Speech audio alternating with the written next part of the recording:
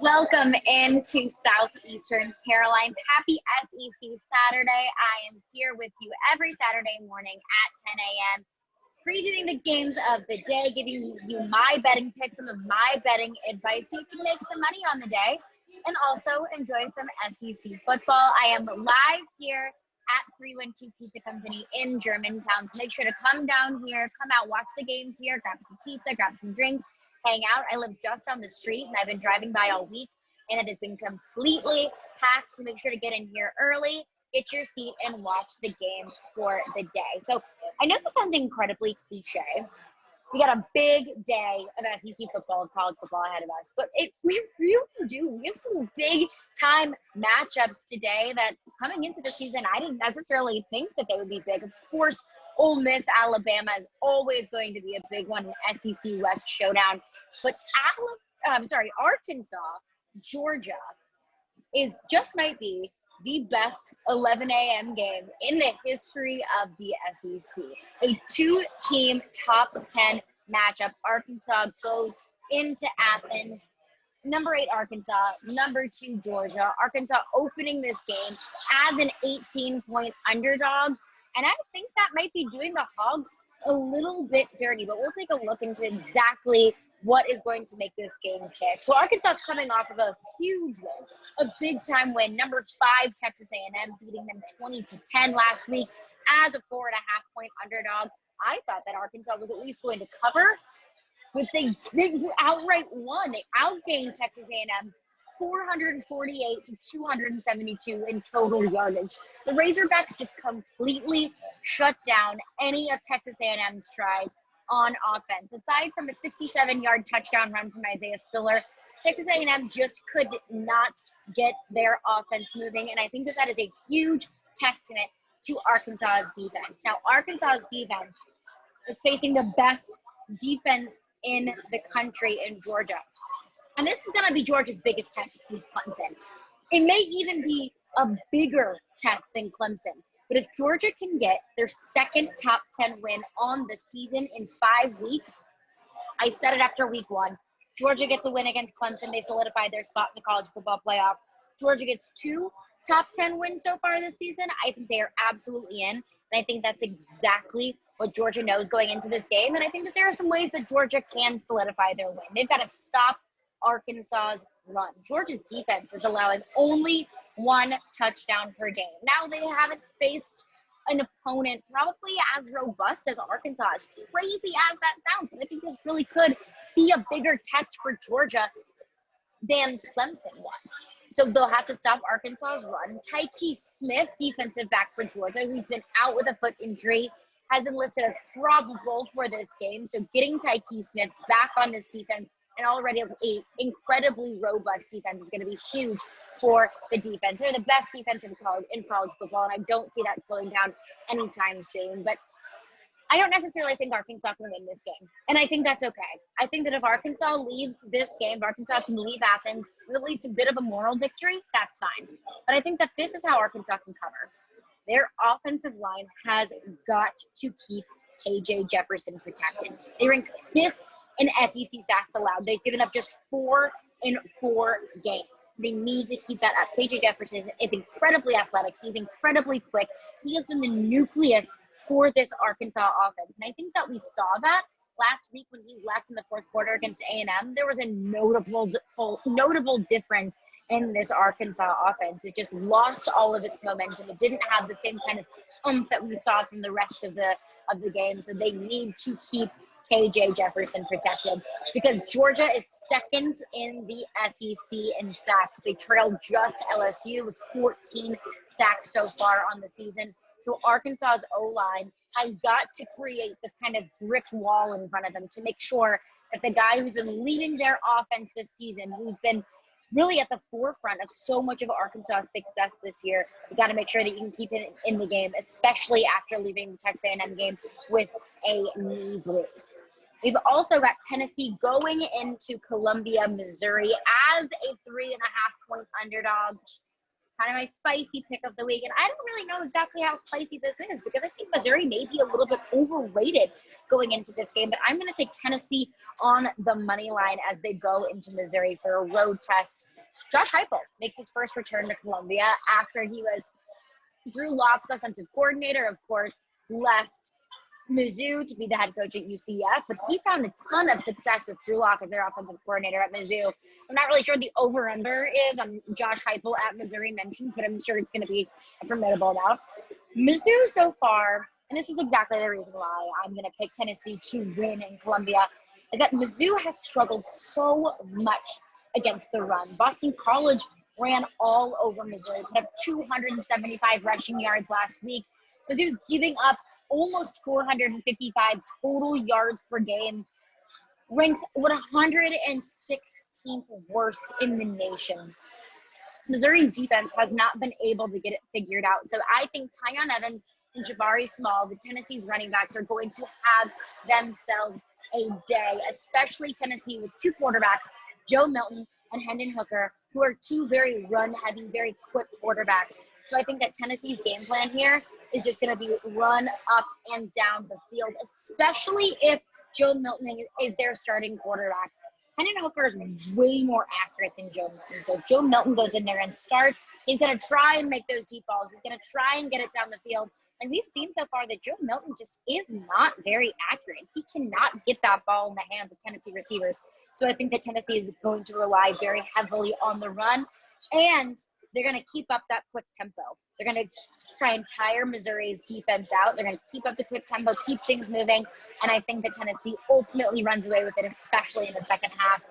But Tennessee cannot keep leaving points on the field. You've got to convert those third downs. You can't keep making sloppy mistakes that cost you penalties. Tennessee gave up 85 yards in penalties against Florida. They're just gift wrapping Florida yardage and points at that point. And Tennessee was very much so in the game against Florida last week. But whenever you give up 85 yards in penalties, it's going to make it really, really difficult for you to win that game, especially when you're really outmatched against that opponent.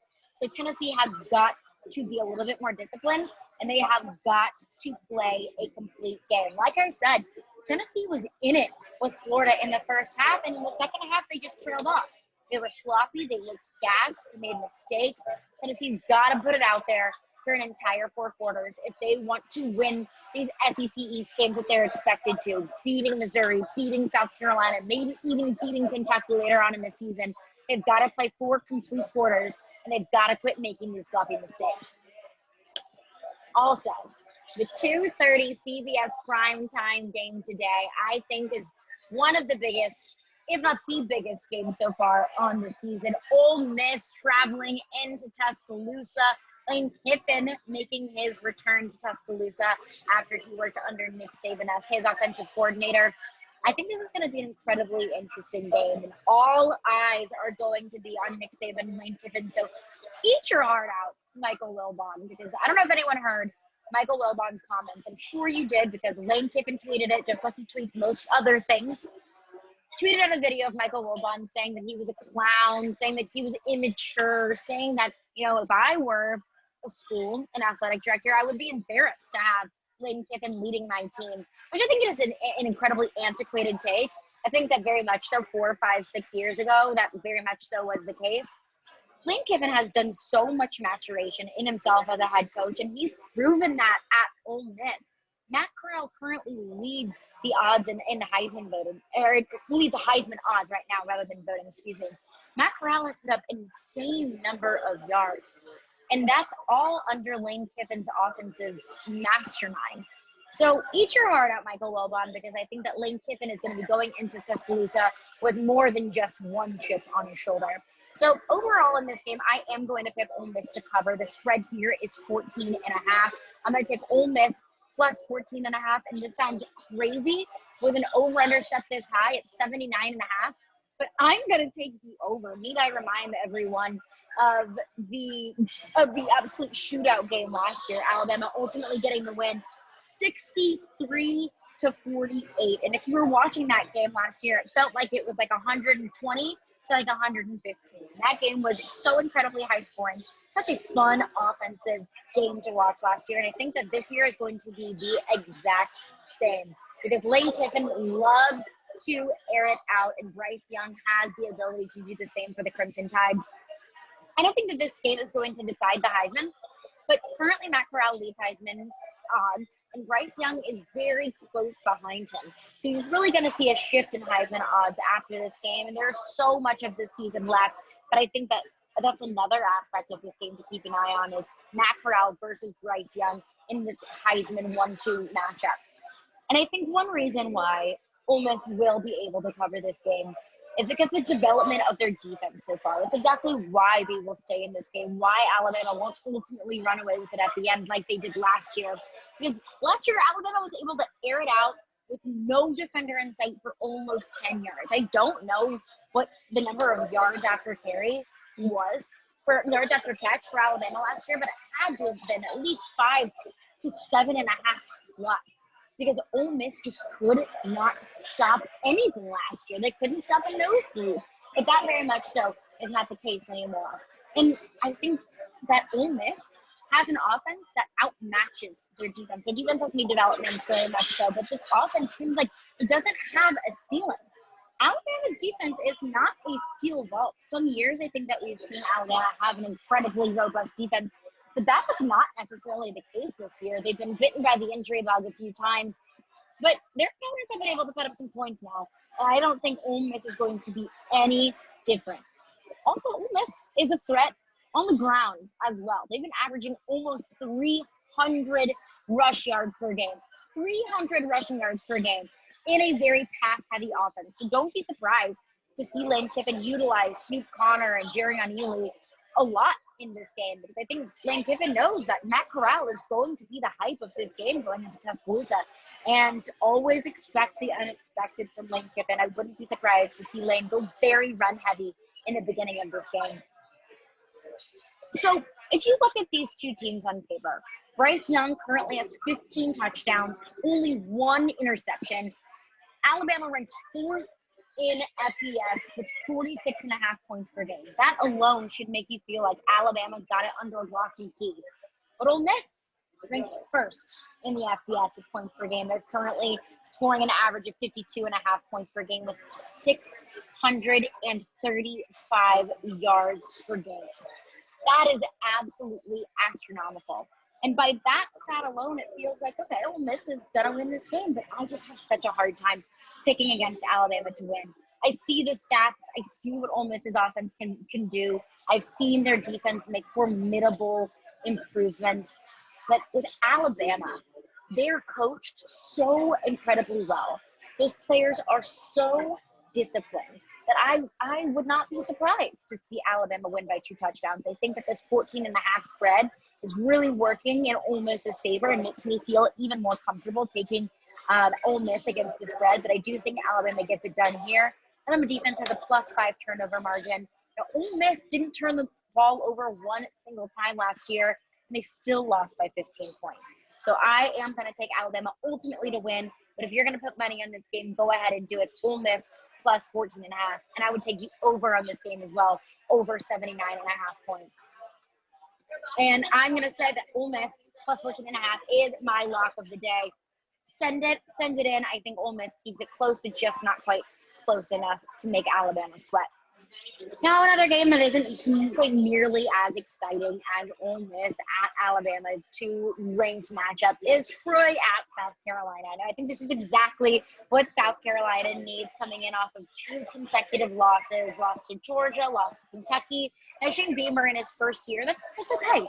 Those are losses that are okay to have. Now, when Shane Beamer gets a little bit closer into his tenure at South Carolina, he's going to be expected to win some of those games. But a loss against Kentucky, a loss against Georgia is absolutely nothing to sweat for this team. But I think that South Carolina knows against an easy opponent in Troy, they've got to put up some big numbers. So I'm going to take South Carolina -7.5, -125 here. You've got to beat Troy handedly. But, I'm never going to forget, as I was a student at LSU at that time, when Troy came into Tiger Stadium at homecoming and beat LSU. That was very fun. So I'm never going to underestimate Troy. But they lost against Louisiana Monroe 29-16 last week. Whenever you can't even beat a team in your own conference, I have a really hard time believing you're going to come into an SEC environment and beat an SEC team, even if it is one of the lower echelon SEC teams. I think Troy is outmatched here. And if Troy against FBS opponents, they scored just 13 points in a loss against Liberty, 21 points and a win over Southern Miss. Troy's offense just cannot get things moving. So I'm going to take South Carolina against the spread here, minus 125. Florida at Kentucky. This is going to be a good one. Florida, 10th ranked team in the nation, coming into Lexington. Give me Kentucky plus 8.5, minus 114. One person that I want to keep an eye on here is Kentucky wide receiver Wan'Dale Robinson. Kentucky has been able to utilize Wan'Dale Robinson very much so in play action. He's the SEC's leading receiver. So I think that if Will Levis can't really get things moving down the field, he's going to rely very much so on Wan'Dale Robinson to be that guy to be able to run it downfield. But if you look at Florida, I mean, whatever Kentucky can do, Florida can do it better. They have the best rushing attack in the nation. They're averaging 7.5 yards per carry, and that's not just their running back. It's Emory Jones, their quarterback, being able to contribute on the ground as well. And also in the air, he's 21 for 27 with 2 touchdowns and no interceptions against Tennessee. A Tennessee team with a great run defense from what we've seen from them so far. So I think that Florida is going to be an incredibly difficult matchup for Kentucky, but I do think that Kentucky keeps it close. Will Levis is putting up huge numbers. And I know that Florida's only blemish on their schedule so far is a 2-point loss to Alabama. But Tennessee kept it very close against Florida in the first half. They didn't commit all of those penalties. If they were able to keep up the same energy they had in the first half and the second half, then Florida would not have been able to run away with that game. So I saw what Florida did against Alabama, kept it close against Alabama. I saw that they were able to kind of run away with the game against Tennessee last week, but Tennessee made them sweat a little bit in the first half. So I do think that Kentucky is going to be able to keep it close through 4 quarters. You just cannot turn the ball over. Don't commit stupid penalties. Keep it going for 4 quarters. And Will Levis puts up those big yards, and I think that Kentucky will very much be able to cover. And I think Florida runs away with it with a touchdown. Another game that didn't really feel like it was going to be a put up or shut up kind of matchup, but now that we're in week 5, it very much so feels that way. Mississippi State at 15, Texas A&M. I am going to take Texas A&M to cover. I'm going to take Texas A&M -7, -106.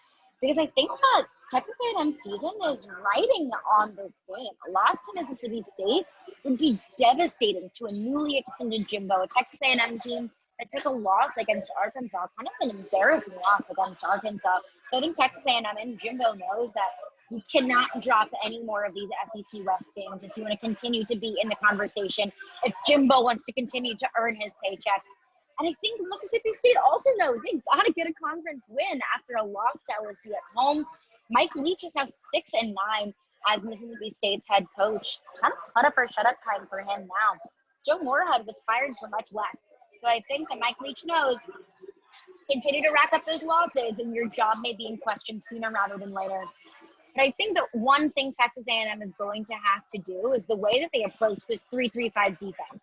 Arkansas was all over Texas A&M and completely shut down their offense last week when they kind of redid their defense, to be more of a 3-3-5 style.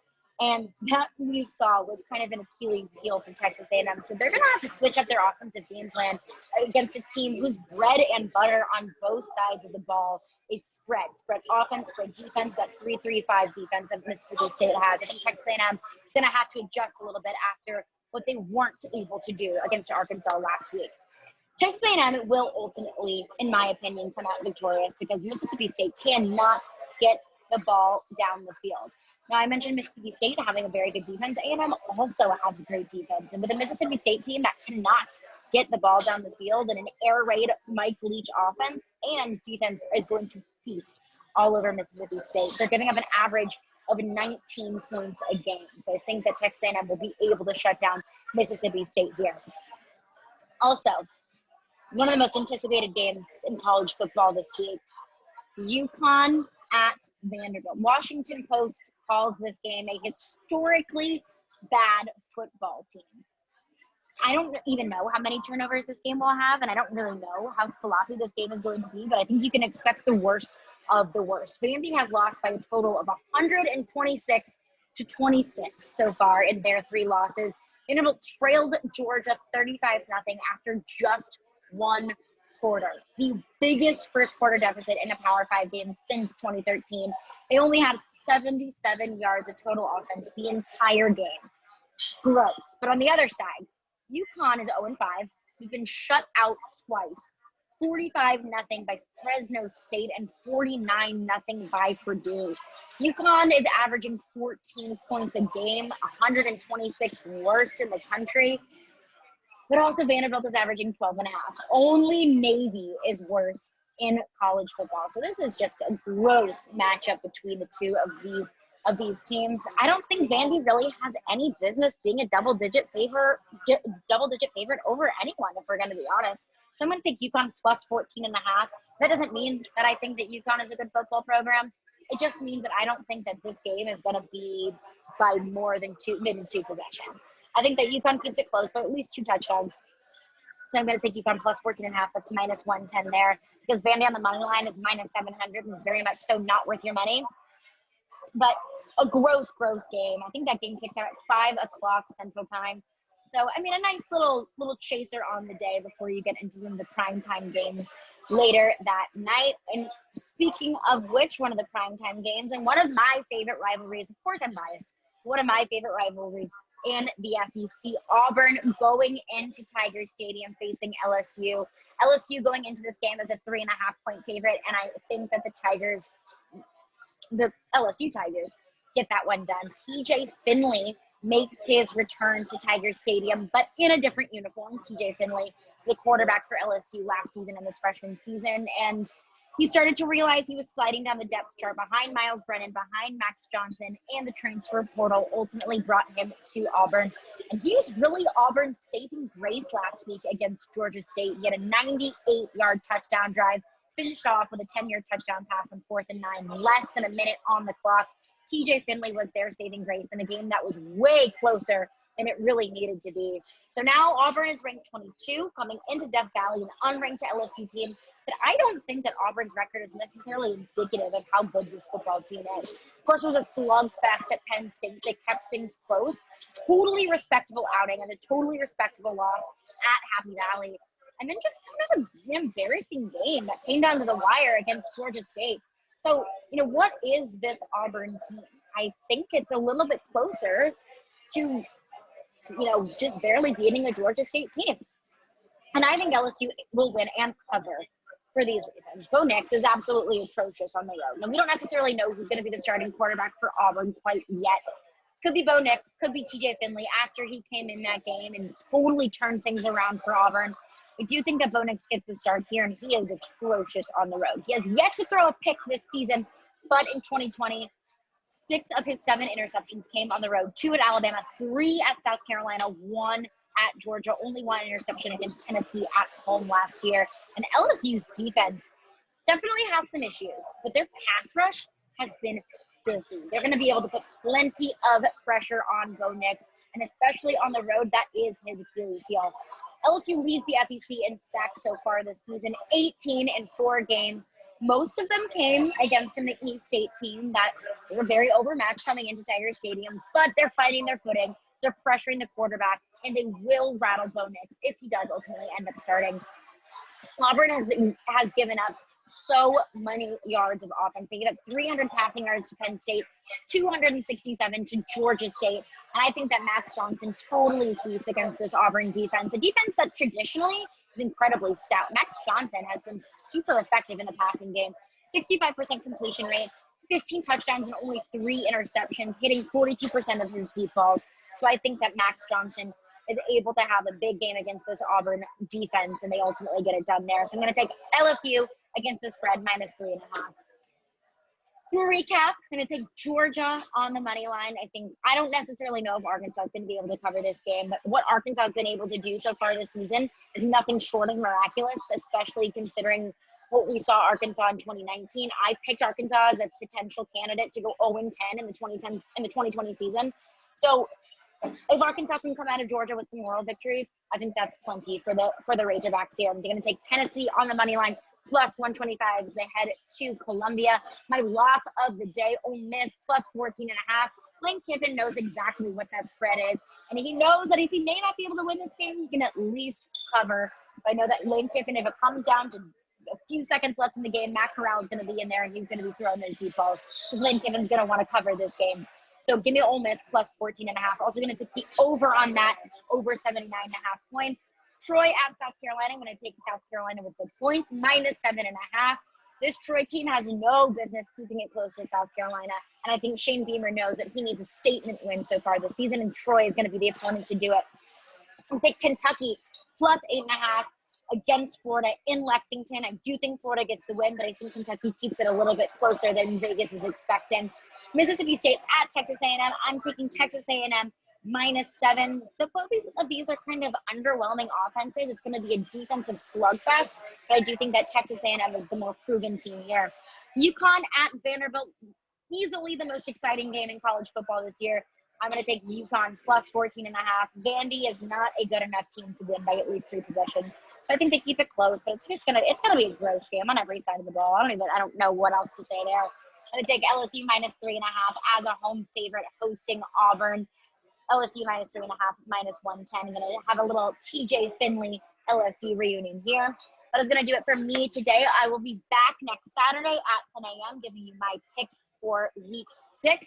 Again, we are live at 312 Pizza Company. We appreciate 312 Pizza Company so much for hosting us every week. Come by 312, grab a pizza, grab some beers, watch the games for the day. They're also hiring, so if you're looking for some money on the side, if you have some waitressing experience, even if you don't, come by, fill out an application because I know they would appreciate your help.